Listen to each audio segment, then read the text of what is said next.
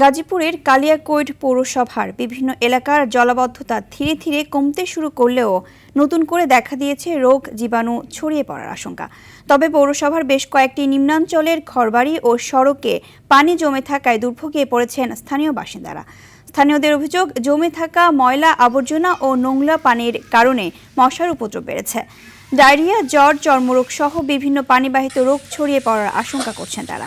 এতে শিশু ও বয়স্করা সবচেয়ে বেশি ঝুঁকিতে রয়েছেন।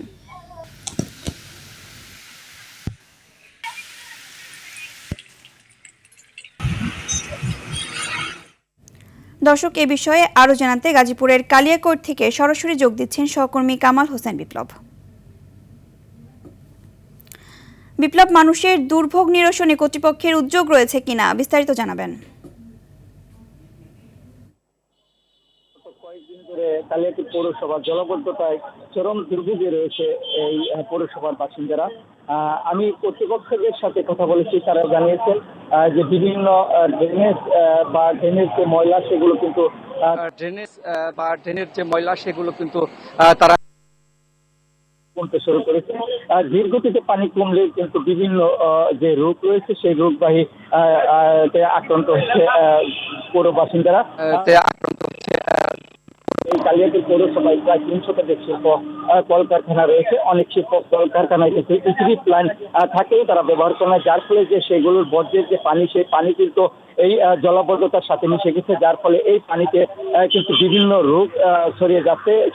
বৃদ্ধ থেকে শিশু থেকে শুরু করে সবারই কিন্তু বিভিন্ন চুলকানি থেকে বিভিন্ন রোগের আকার ধারণ করছে। তবে কর্তৃপক্ষদের সাথে কথা বলেছি, তারা জানিয়েছে পৌরসভার যে ড্রেনেজ রয়েছে সেগুলো পরিষ্কার করা হয়েছে। তবে আপনাকে বলে রাখি, পৌরসভার অনেক ড্রেনেজ ব্যবস্থার অপরিকল্পিতভাবে করেছে এবং সরকারি জমি দখল করে কিন্তু পৌরসভার মার্কেট গড়ে তুলেছে এবং সেই ড্রেনেজগুলো কিন্তু বন্ধ রয়েছে, যার ফলে এখনো অধিকাংশ এলাকায় পৌরসভার কিন্তু পানি জলাবদ্ধতায় পানি রয়েছে এবং পানিতে তারা দুর্ভোগে পড়েছেন।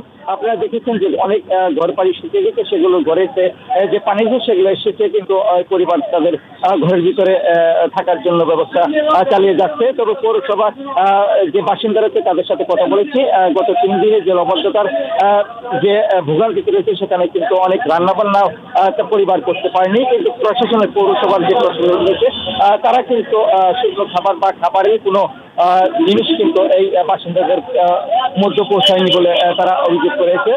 জি, এই ছিল পৌরসভার জলাবদ্ধতা নিয়ে সর্বশেষ খবর।